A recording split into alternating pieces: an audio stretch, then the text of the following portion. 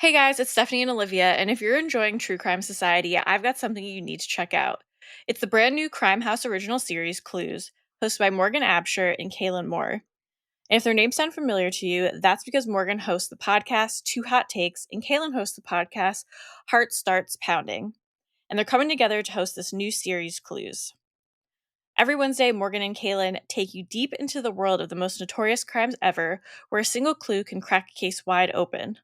From shocking murders to high-stakes trials, Clues unpacks the forensic evidence and obsessive sleuthing behind the investigations that still have people talking to this very day. Kaelyn is your true crime expert breaking down the cold hard facts of these cases, and Morgan is your internet detective going into full Reddit mode to uncover the theories and weird details you definitely haven't heard. So whether you're obsessed with the details, deep into internet theories, or love a good forensic twist, you have to check out Clues. Check out this clip from their very first episode.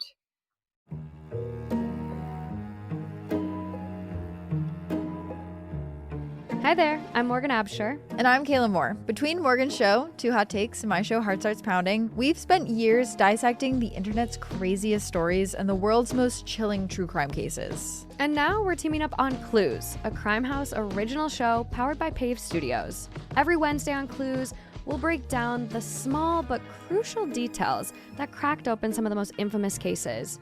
I'll be your internet sleuth, pulling at the threads that don't add up, or maybe do, and digging into the unanswered questions that still linger. And I'll be piecing together the timelines, analyzing the forensic science, and tracking the hard evidence that changed everything. We're talking about the hair fiber that sealed a conviction, a footprint that blew open an alibi, and the case that took decades to solve, until somebody finally connected the dots. And some clues are obvious, but some are hidden in plain sight. And sometimes they lead to places and convictions that no one ever expected.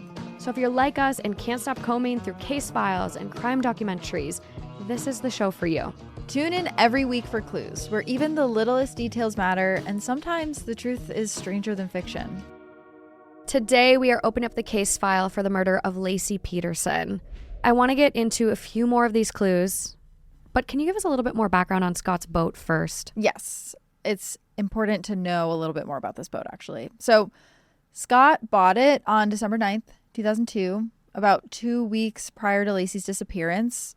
And if you've been paying attention to the timeline here, December 9th is also when he told Amber Fry, his mistress, that he had a wife who had passed away previously. Just so we're all on the same page with that. He also bought this boat in cash, which when you also add in the fact that he was keeping it in a warehouse away from his family, no one knew about this boat. There was no paper trail leading him to this boat. Feels pretty secretive.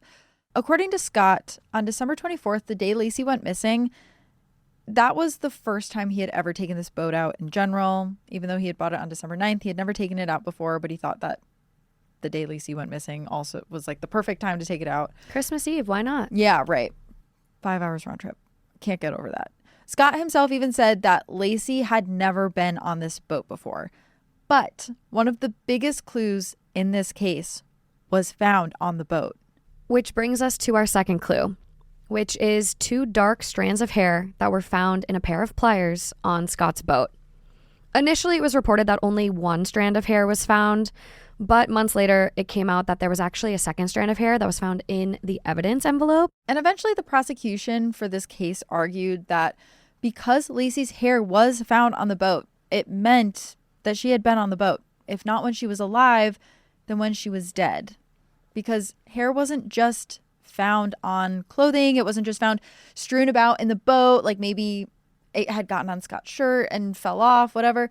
It was wrapped up in pliers. Yeah. Which is a very strange spot for the hair to be. I mean, it would seemingly have to be kind of intentional for it to get caught.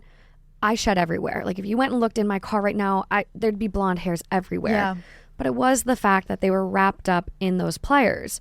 And it's not odd for someone to have pliers on a boat, especially when fishing. You know, you could use them to take a fish off of your hook or cut a line that got tangled or whatever. It's not that. It's the fact that by his own admission, Scott said Laci had never been on the boat. Right. And again, too, it makes me think about how maybe there was a chance that he hugged her goodbye in the morning, hair got on his shirt, it got onto the boat. But we're never going to know that because Scott washed his clothes the second he got home, so all of that evidence is gone now. Make sure to tune into Clues every week and discover the details with us, wherever you get your podcasts. If you want to take a peek into our case files, make sure you're following us on socials, at Crime House and at Clues Podcast on Instagram.